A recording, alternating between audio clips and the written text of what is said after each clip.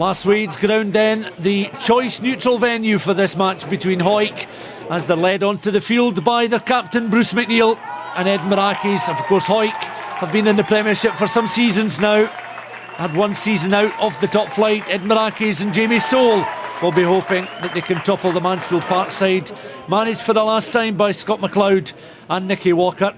Alec Glashan with the kick-off. Hoyk contesting it well there by Keith Davis, winning that one in the air. Early battles will be very important in this contest. Very much a winner takes all. And Campbell looking for ball from his skipper on towards Brunton at standoff. There's Lee Armstrong. Lovely footwork there from Armstrong up towards halfway. Eventually tackled well though. Block comes in by Will Stephen, but Hoyk continue the forward momentum. Campbell goes in again, has a look to his left hand side. Pass finds Darcy Graham, under 20 international. He could well be an important player in green this afternoon for Hoyk. That though, knocked on, an early knock on there by David Lowry. Accies through Glashan, allowed play to continue. Comes back to their number 8, who's Tom Drennan. And then Merakis looking to Glashan once more. He just gets into position, looking to feed it to his right hand side. The quick tap and go from Glashan as Hoyk penalised, up within 5 metres of the line now. The long loop pass out there to try and find Matt Cooper. Cooper had to juggle with the ball there.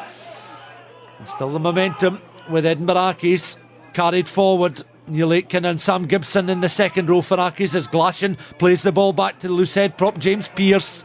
Pearce is caught. The penalty then for Appleson, who drifts that one wide of the uprights there, Ben Appleson. Still scoreless as Soule finds Matt Cooper. No room for Cooper as he's forced backwards, having received that pass from his skipper. And the referee has penalised Merakis, and Hoyk will have the penalty. Armstrong from out wide, that looks pretty good from here. And is 11 minutes on the clock. First blood to Hoyk. Line out, close towards that Hoyk line. That was an important win there as Merakis get the drive on. Good work initially by Sam Gibson. Little bit of afters there. Bruce McNeil with a smile on his face. The Hoyk skipper knows how important a game this is for the Greens. Armstrong, decent touch finder. Line out there from Rennick, right towards the back of the line, taken well by Nicky Little. And Hoyk having to do some good groundwork there from Ross Gibson. Good tackle there from Greg Campbell, but Hoyk still meaningful possession inside Accies' half of the field, leading by 3 points to 0, taken on there by Keith McNeil, brother of skipper Bruce. And Bruce Campbell, the other Bruce on the Hoyk side, now goes in at scrum half. On towards Brunton, Rory Hutton, oh lovely sidestep from Hutton into the 22, needs to offload, finds Darcy Graham. Great play here from Graham, socks round the ankles, but very meaningful play there from Darcy Graham. On towards Nicky Little, great drive from the tight head prop. Hoyk up to within a couple of metres of the line, taken on by Rory Hutton. Now Fraser Rennick, as Rennick touched down. The referee has called play back there. Bruce McNeil thinking about the quick tap. They may go for the posts in the end. No mistake from Lee Armstrong, outside centre with his second kick. 18 minutes gone, 6-0. Hoyk again in the ascendancy just at the moment. Brunton back in field. Darcy Graham goes lateral, then straightens up. Brilliant play from Graham into that 22. Evades another challenge. Nice little grubber kick aimed for Lee Armstrong. Glashan is back to cover. Glashan, very deliberate goose step. Merakis carrying the ball forward. Now Glashan gets the ball again. Lovely sidestep from Glashan inside that 22. Offload, almost finding his skipper Jamie Soule. Lacour taking the ball forward. Glashan, oh again a lovely sidestep. Glashan is going to be in. Little punch in the air there, clenched fist. And Glashan, Merakis number 9 with the opening try. Lovely sidestep there. And he's in for the opening score. And that coming at a very important time. 24 minutes gone. Appleson makes no mistake on this occasion, and Merakis leads 7-6. Another penalty. Longer range this time, and that's curling in. And that's a nice way for Merakis at least to end the first half. Hoyk trailing. Accies have a 10-6 lead.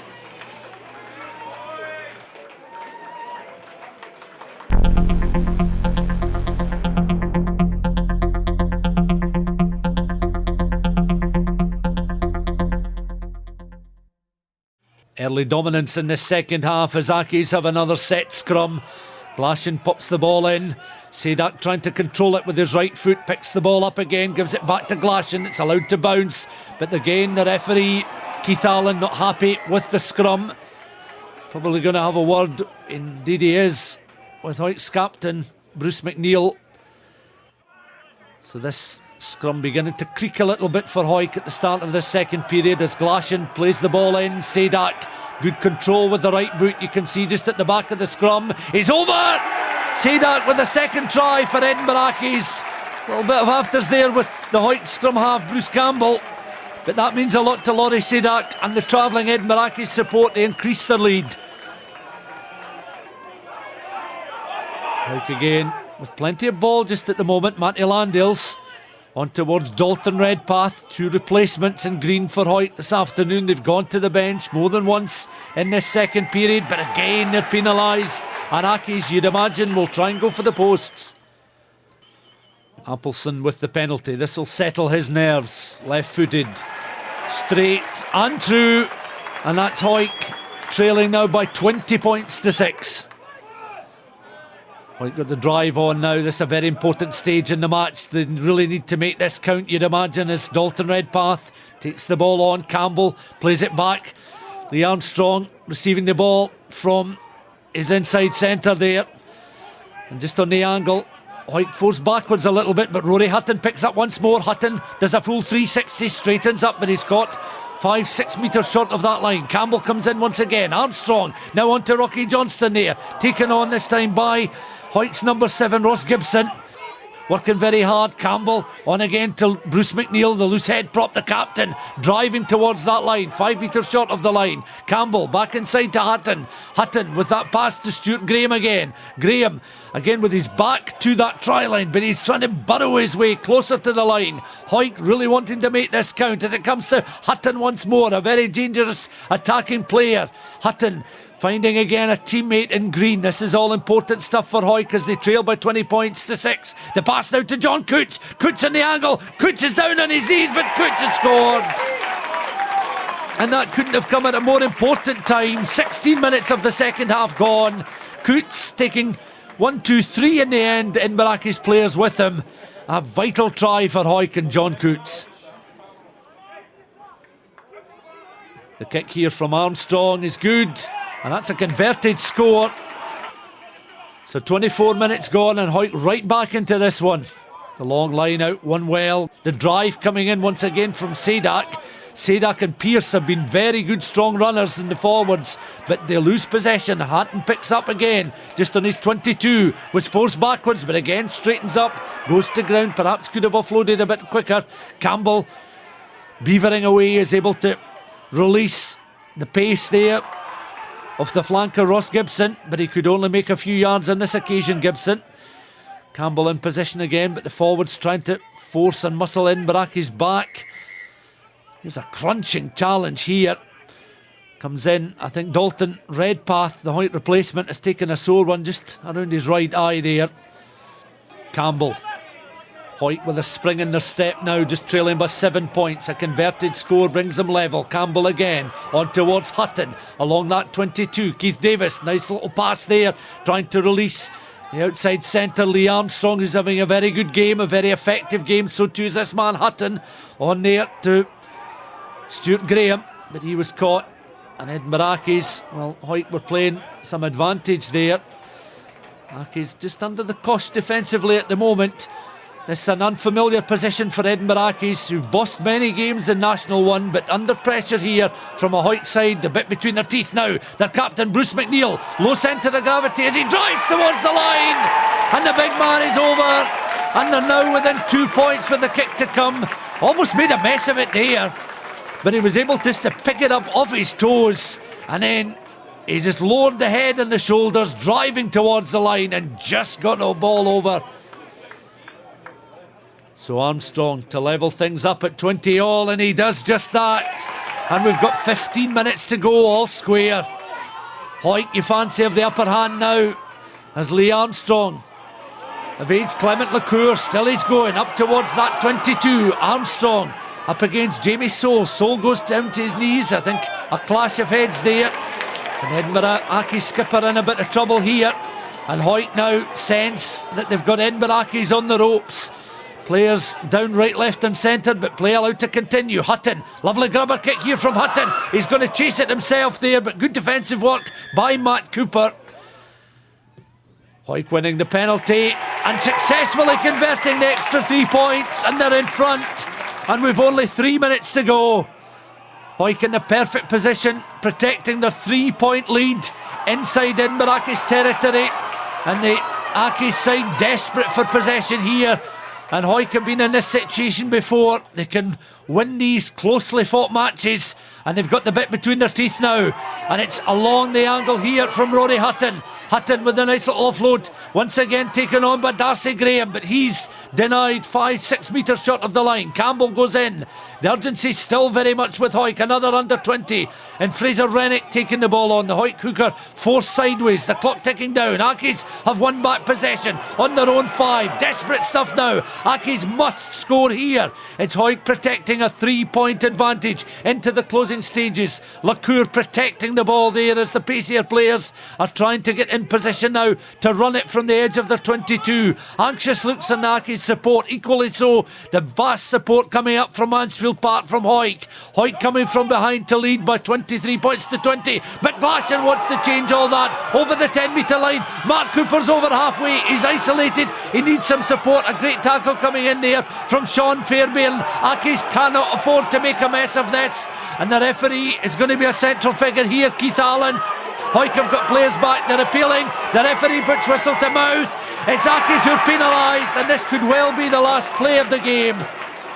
Armstrong just kicks into touch, and you can see the relief on the Hoyk players. The skipper goes to ground. It's Hoyk who preserve their Premiership status. An enthralling game here at LASSWADE. Hoyk were on the ropes, but they came from behind, showing great character. There'll be huge disappointment in the ranks of the Edinburgh Accies camp, but Hoyk doing ever so well to come back from behind. They're a side that have struggled of late, but showed great character at times this season. And that man there in the picture, the bearded Bruce McNeil, has led Hoyk to maintain their Premiership status. Edinburgh Accies, all credit to them. A thoroughly entertaining match. There was always going to be a loser in the end. It was Accies, but they'll be there or thereabouts next season, no question. A change in coaching staff, but the attitude at Mansfield Park will be much the same, I'm sure. And this man, the 144, showing 144 years of history, and Hoyk next season are still in the Premiership. Tough game. I don't know what it was like for the supporters, but it was pretty tough to play in. You know, credit to Accies, they're a quality outfit, and they showed that there. You know, they wouldn't have looked at a place in the Premiership. They play a great brand of rugby, but we've got to take our hats off to our boys. You know, I think we went 20 points to 6 down or whatever it was, and to come back for that, you know, it's awesome. Great feeling. You know, it's a good feeling for the boys. You know, it's been a tough 7-8 weeks, and thankfully the hard work's paid off. So hopefully next season we're cheering something else rather than relegation.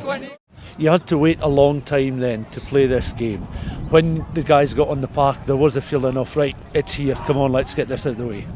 Yeah, we started really well, to be fair, and you know, I expected a lot more rustiness in the sort of first 10, 15, 20 minutes, and you know, I thought we really set the tempo, set the intensity of the game. We really had a real good start, but obviously that fell off a little bit, and maybe was fitness told a little bit. You know, obviously not played for 10 weeks makes a big difference, and but we managed to pull it back. You know, we said at half time, listen, we're still in this game. You know, if we start the second half like we did the first, then we can get ourselves back into it, and we did.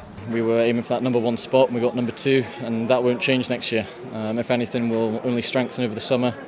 We'll build on what we've got here, and then yeah, exactly, we'll go for that number 1 spot again, and hopefully we'll go one better in the league and get it. A hometown boy, to preserve your club status in the top flight must mean a lot. Yes, definitely. I wanted to be here, play. Playing for Hoyk means a lot to me. Spirit of the boys was unbelievable. That last 10 minutes, you dug deep and got what you deserved. First game, I've been nervous for a long time. It's quite big for Hoyk to be in the Premiership. We need to be up there for the development of the town. We've got a few young boys coming through now, and we need them to step up.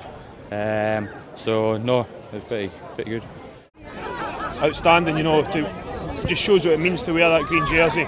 can see what it means to the away support. You know, we came up here and however many people see it, it's just a really good feeling for the club, and hopefully next season's a different story. Hopefully we can build on this when it's character building, if anything. So we look forward to next season. Decisions went our way, decisions went their way, and I wouldn't fault the character of any of our players. I thought we did absolutely everything right. I wouldn't say anyone did anything wrong. Just some decisions go one way, some go the other. And if we went back out next week, it might be a different result, it might not. I think our boys were there, we were ready for this, and we just lost it at the end.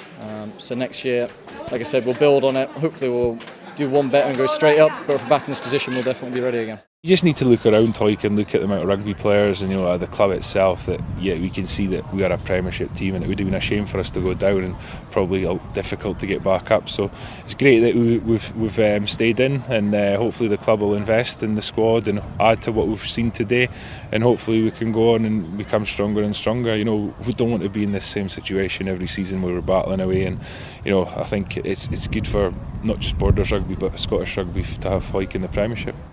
The 15th season is now drawn to a close. There's still a couple of sevens tournaments to play. Where does this then leave Nicky Walker in terms of the remainder of the season, next season? What do you expect to be doing in the next couple of months? To be honest, I've not looked at that much. I've been really concentrating on my job in hand, and that was keeping Hoyk in the Premiership, and that's been the job in hand since the first day of the season. We knew it was going to be a battle. We knew it would maybe come down to this day. So, now that the job's done, I can hopefully relax a little bit, do the last couple of sevens tournaments, and then look to the future in the summer. I'll look at it in the near future, but nothing's written in stone at the moment.